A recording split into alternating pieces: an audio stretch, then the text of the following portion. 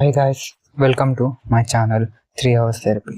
ఈరోజు థియేటర్లో రిలీజ్ అయిన రవితేజ గారి ఇరుముడి సినిమా గురించి మాట్లాడుకుందాం.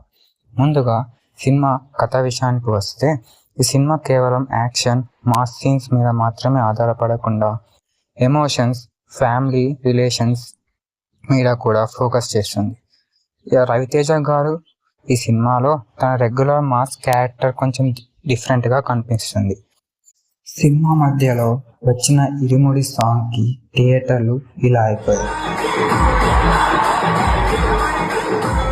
ఇక హీరోయిన్ ప్రియభావని శంకర్ కూడా తన పాత్రలో బాగానే కనిపించారు.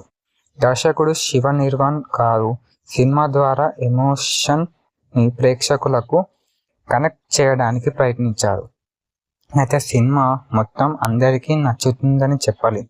మీరు full mass commercial entertainer expect చేస్తే కొన్ని సీన్స్ కొంచెం స్లోగా అనిపిస్తాయి.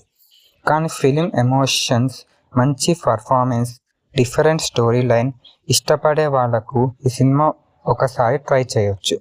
మొత్తానికి నా రేటింగ్ వచ్చేసి 4/5 స్టార్స్. మీరు ఇరుముడి సినిమా చూసారా? చూస్తుంటే మీ రేటింగ్ ఏంటో కింద కామెంట్స్లో చెప్పండి. ఇలాంటి కొత్త సినిమా రివ్యూస్, కథలు మరియు మూవీ రికమెండేషన్స్ కోసం ఛానల్ని సబ్స్క్రైబ్ చేసుకోండి.